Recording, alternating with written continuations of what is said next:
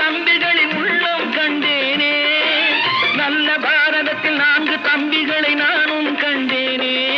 அது நாடகமா, இது நாடகமா, அது நாடகமா, இது நாடகமா. இங்கு நான் காணும் வேஷங்கள் கொஞ்சம் அல்லவே, நான் இது போன்ற வேஷத்தில் வந்ததில்லையே. அம்மம்மா தம்பி என்று நம்பி அவன் உன்னை வளர்த்தான்.